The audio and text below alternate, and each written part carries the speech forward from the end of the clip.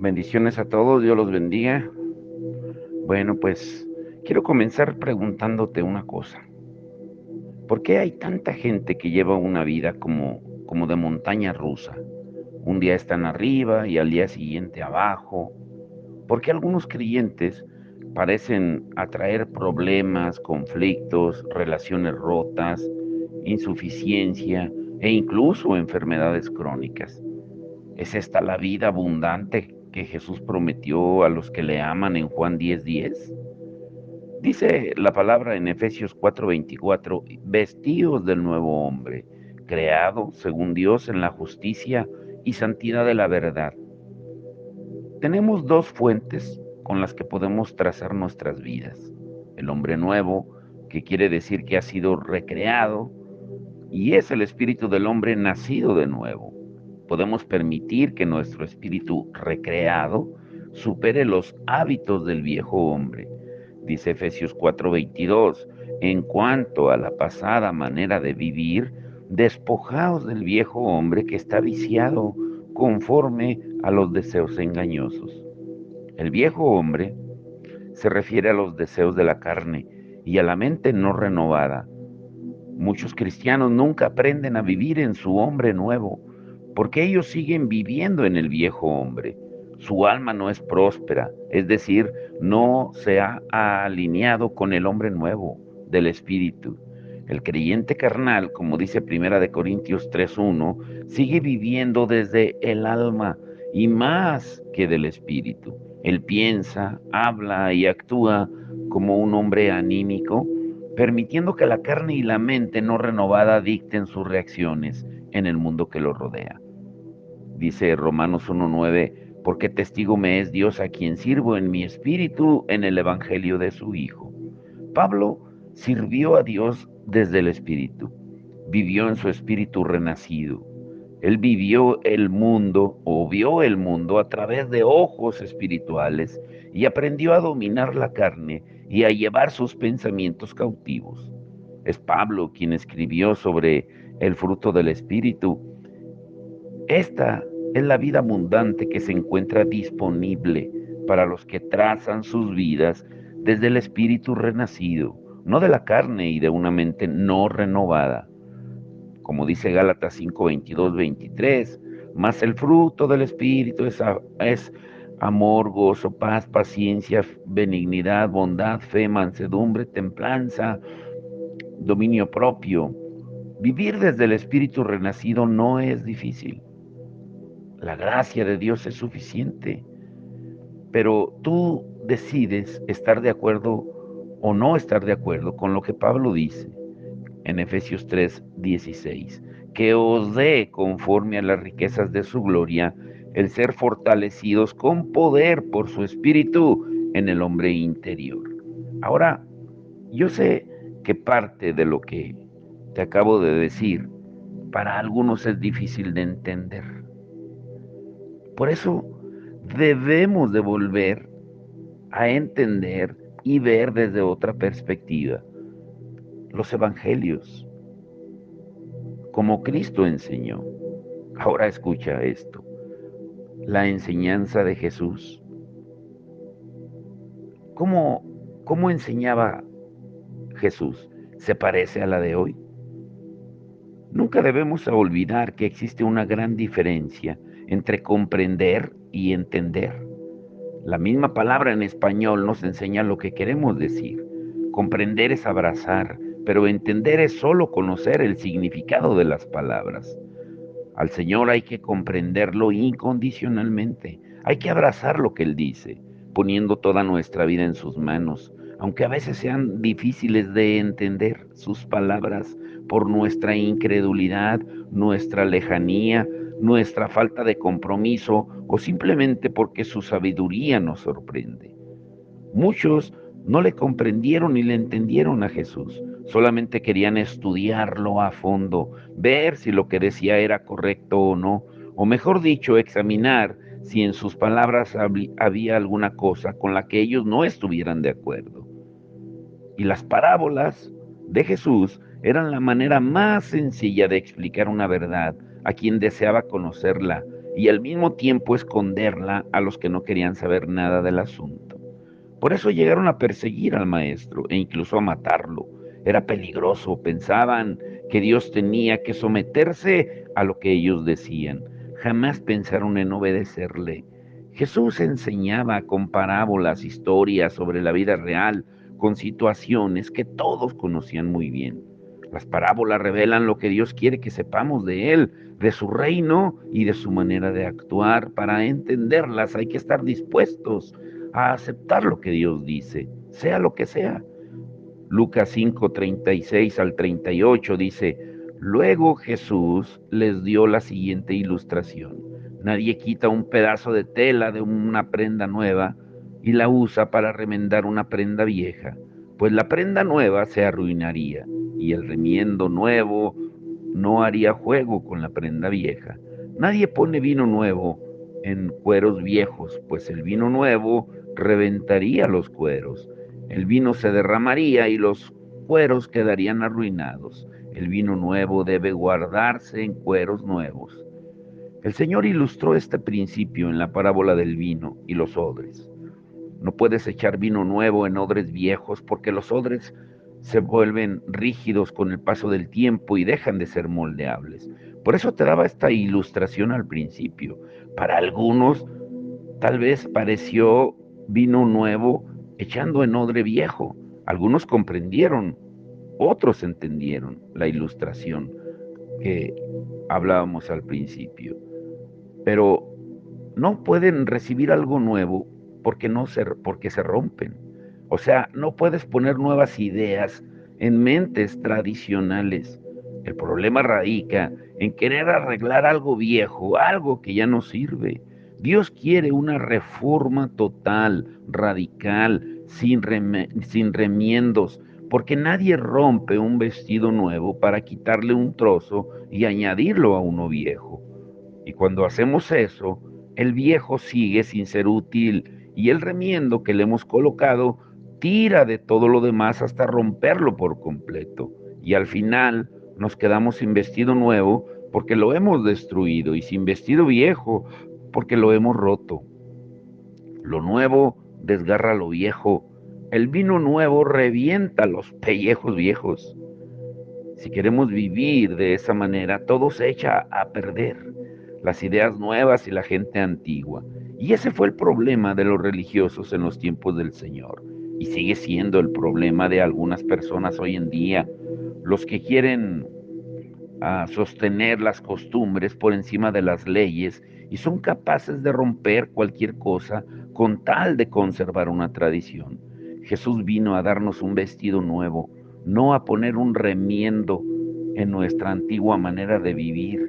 Todos los que quieren seguir con sus tradiciones sin aceptar la belleza del Evangelio intentan vivir con sus viejas ropas remendadas.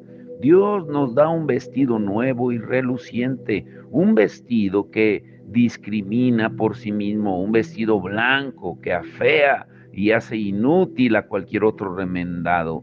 Como dice Apocalipsis 7, del 9 al 13, lo que Él ofrece es un vestido gratuito y no lo puedes comprar, mucho menos arreglarlo por ti mismo. Algunos pretenden llegar con sus remiendos al cielo como el invitado en la parábola de las bodas. Queremos vivir en la presencia de Dios con lo que nosotros hemos hecho y no con el vestido que nos regala, como dice Mateo 22:11, Marcos 2:21. Nuestras viejas vestimentas están rotas, hay que tirarlas. No podemos seguir intentando cubrirnos con nuestra propia justicia. Por algo el profeta escribió que nuestras justicias son como trapos de inmundicia, en Isaías 64:6. Cuando las tradiciones mandan en la iglesia, tarde o temprano todo se echa a perder, las nuevas ideas y la gente antigua. Las enseñanzas del Señor comprometían a las personas, porque no se trataba solo de conocer algo, sino de tomar una decisión. El maestro enseñaba e invitaba. Cada historia terminaba de la misma manera, con la necesidad de que quienes la escuchaban tomaran una decisión. En Mateo 11, 25 al 29, tenemos una de las invitaciones más conocidas del Señor. Dice, en esta ocasión Jesús hizo la siguiente oración. Oh Padre, Señor del cielo y de la tierra, gracias por esconder estas cosas de los que se creen sabios e inteligentes y por revelárselas a las que son como niños. Sí, Padre, te agradó hacerlo de esa manera. Vengan a mí todos los que están cansados y lleven cargas pesadas, y yo les daré descanso. Pónganse mi yugo, déjenme enseñarles, porque yo soy humilde y tierno de corazón, y encontrarán descanso para el alma. Mateo 11, 25 al 29. Los secretos del Evangelio del Reino están ocultos a los sabios, pero los niños pueden entenderlos. Y estos comprenden perfectamente que lo que se ve no es lo único que existe. Saben que hay otro reino, el reino espiritual. Viven imaginando y saben que no todo en la vida se compone de lo que podemos ver y tocar. Los niños siempre sienten la necesidad de aprender. Viven llenos de admiración y asombro. Viven creyendo lo que sus padres dicen y de la misma manera creen a Dios. Saben lo que es la fe sin conocer ni siquiera la palabra, porque no hay en ellos la más mínima duda de que cuando les decimos algo vamos a cumplirlo. Su vida está llena de confianza, son sinceros y suelen reconocer sus equivocaciones. El Señor utilizó gran parte de su tiempo y sus fuerzas para invitar a las personas. Jamás llegaremos a comprender totalmente la grandeza de Dios, quien no exige, sino invita a sus criaturas. Cuando volvemos a ser como niños, estamos más cerca de nuestro Padre, y solo los que son como niños pueden entender perfectamente las sencillas palabras del Maestro. Venid a mí todos los que estáis trabajados y cargados. Esa es una invitación para todos, en cualquier momento, en cualquier situación de la vida, porque el descanso es una de las claves, no solo para acercarse a Dios, sino para vivir cerca de Él todos los días, como dice en Hebreos capítulo 4. Dios siempre está llamándonos a descansar de lo que creemos que es imprescindible hacer y a que no queramos controlarlo todo, descansar de nuestras obras y de lo que otros hacen, descansar del acoso de las circunstancias y del temor a lo que pueda pasar en el futuro, descansar de las preocupaciones y vivir nuestra vida confiando en el Señor. Vivir con Jesús es realmente emocionante. Su yugo es fácil porque lo que amamos con todo el corazón jamás se hace pesado. Muchos toman las enseñanzas del Señor como algo difícil de soportar, viven sobrecargados por los mandamientos de los hombres y no son capaces de disfrutar de la compañía de Dios. Viven agobiados por normas que otros han puesto para poder acercarse al Creador, cansados por el peso de las tradiciones y hartos de intentar seguir a Dios con sus propias fuerzas. Y mientras tanto, Jesús sigue diciendo, venid a mí y yo os haré descansar.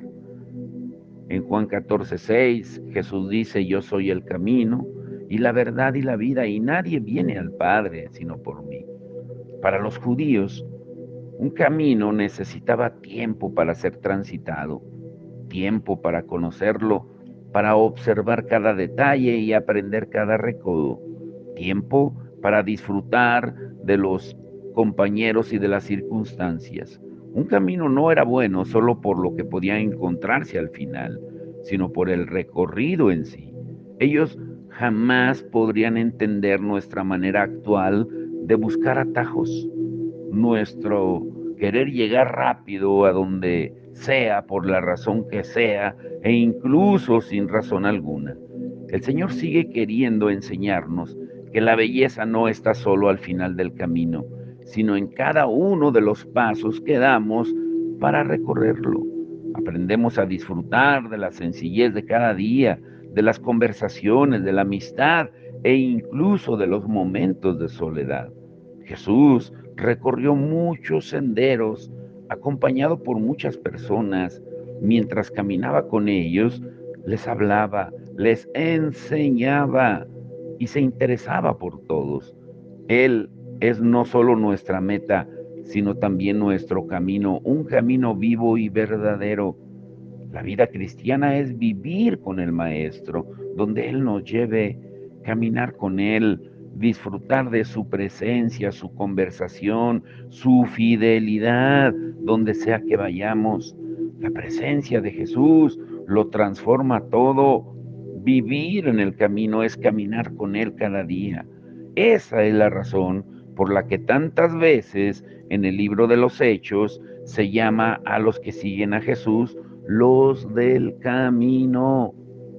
Dice en Mateo 7, 13 al 14, entrad por la puerta estrecha, porque ancha es la puerta y amplia es la senda que lleva a la perdición, y muchos son los que entran por ella, porque estrecha es la puerta y angosta la senda que lleva a la vida, y pocos son los que la hallan. Jesús es todo, no solo es la meta y el camino, sino también la puerta de entrada a la vida. Lo más importante en nuestra existencia es encontrar esa puerta y entrar. La puerta es estrecha y solo hay un mediador, el Señor Jesús. Nadie puede entrar por otro lugar. Tampoco puedes entrar de cualquier manera. Ahí no cabe la arrogancia, el orgullo o la vanidad en el reino de Dios. El orgullo nos infla de tal manera que no podemos pasar por la puerta porque no cabemos en ella. No puedes llevar nada contigo. Tienes que entrar tal como eres sin añadir nada. No valen los buenos deseos ni lo que hemos hecho para ayudar a los demás. Cualquier bondad que llevemos con nosotros nos pesa demasiado y debemos entrar solos, uno por uno.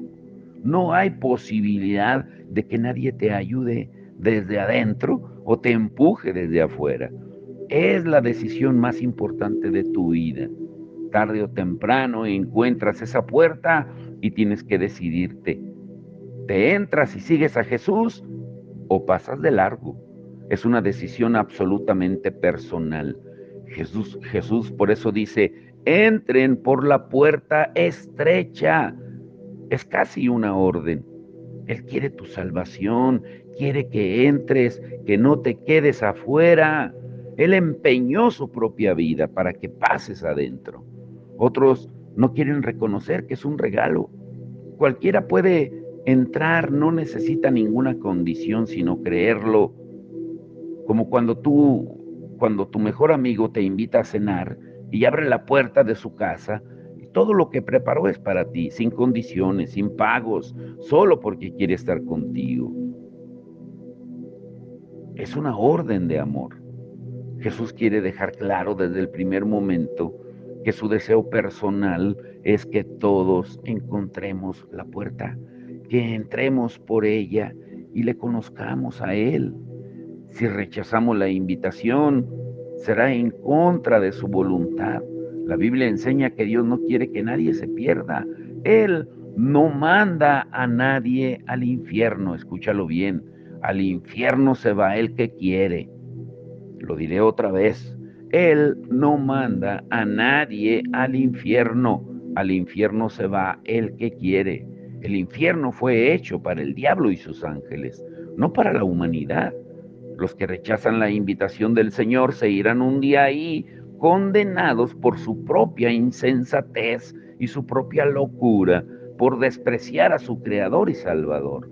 Todos los que rechazan al Señor se condenarán en contra de la voluntad y del amor de Dios. Ese fue el motivo de la vida del Señor: amar e ir a la cruz por todos, morir por todos y ofrecer la salvación a todos, porque la voluntad del Padre y el deseo del Señor siempre fueron las personas, y no de la manera que nosotros creemos.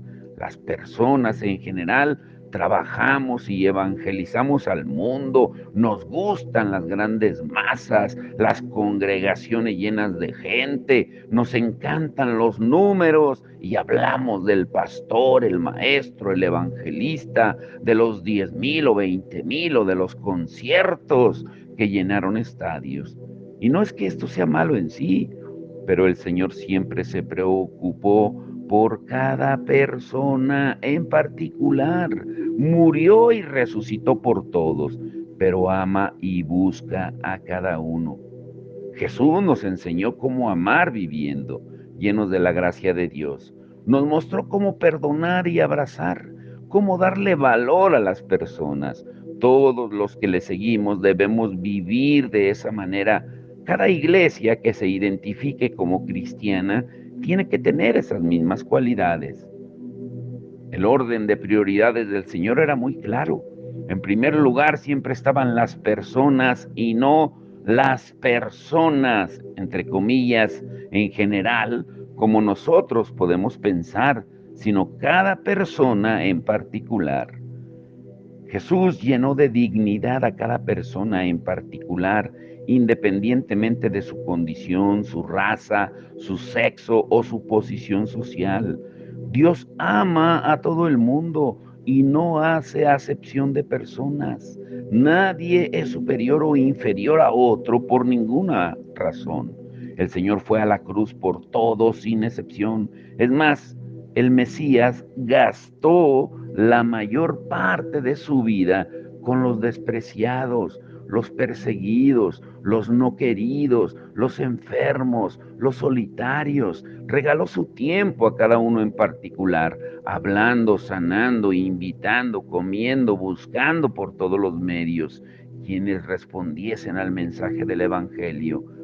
Así es como él enseñaba, sintiendo compasión por todos y llorando por los que no querían salvarse. Y es cierto, él sintió compasión por mí porque jamás quiso que yo me perdiese y también por ti. Por eso buscó la manera de hablarnos por medio de su espíritu, para convencernos, para enseñarnos que nuestra vida sin él no tiene ningún sentido. A eso envió su espíritu, como dice en Juan 16:8, a convencernos de justicia, de pecado y de juicio. Nos hizo comprender que nuestra rebelión contra el Padre Celestial le costó a Él morir en nuestro lugar. Un día nos encontró e hizo como si yo le hubiese estado buscando a Él. Nos ama tanto que no quería ni siquiera avergonzarnos. Nos tomó en sus brazos y nos hizo sentir tan queridos como jamás hubiéramos podido imaginar.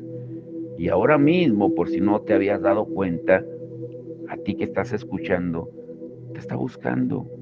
Pero hay una parte importante que es la que analizaremos. ¿Por qué enseñaba con parábolas? ¿Cuáles eran los secretos del reino? Por ejemplo, la parábola del sembrador. ¿Qué pasaría si yo supiese lo que estás pensando? ¿Qué opinión tendrías de mí si conocieses todo, si conociese todos tus secretos? ¿Te gustaría estar conmigo? ¿Me presentarías a todos tus amigos? ¿O más bien querrías que viviera lo más lejos posible? La Biblia dice que el Señor Jesús quiso mostrarnos los secretos del reino para que pudiésemos conocer al Padre. Es como si Dios quisiera que todos supiéramos en qué está pensando y las razones por las que hace cada cosa, como si deseara poner en nuestras mentes finitas sus planes infinitos. Jesús enseñó algunos de esos secretos contando parábolas. Entre ellas encontramos la más importante, que es la llave para entender a las demás. Y solo te voy a dejar con la escritura para que medites y pienses, porque mañana veremos las parábolas de Jesús, los secretos del reino. Y el primer secreto del reino es que el crecimiento, escúchalo muy bien, depende del suelo. Otra vez lo diré, el primer secreto del reino es que el crecimiento depende del suelo. Mateo 13, del 3 al 9 dice, contó muchas historias en forma de parábolas, como la siguiente. Escuchen, un agricultor salió a sembrar. A medida que esparcía las semillas por el campo, algunas cayeron sobre el camino y los pájaros vinieron y se las comieron. Otras cayeron en tierra poco profunda con roca debajo de ella. Las semillas germinaron con rapidez porque la tierra era poco profunda, pero pronto las plantas se marchitaron bajo el calor del sol y como no tenían raíces profundas, murieron. Otras semillas cayeron entre espinos, los cuales crecieron y ahogaron los brotes, pero otras semillas cayeron en tierra fértil y produjeron una cosecha que fue 30, 60 y hasta 100 veces más numerosa de lo que se había sembrado. El que tenga oídos para oír, que oiga y entienda. Jesús desparramó la semilla, tirándola por todas partes. Lo mismo debemos hacer nosotros. Pero vamos a orar y que entendamos que las enseñanzas de Jesús de verdad se parecen a las de hoy. La parábola del sembrador es una de las claves en el mensaje del Mesías. Necesitamos entender esta parábola para poder comprender las demás. Aunque nos resulte casi increíble, el crecimiento del reino no depende en primer lugar de Dios, de su amor o de sus actos, sino del suelo donde cae la semilla, tal como el Señor le explicó a sus discípulos. El fruto del mensaje depende de cómo reaccionamos a él, cada uno de nosotros. Tan claro que puede llegar a asustarnos.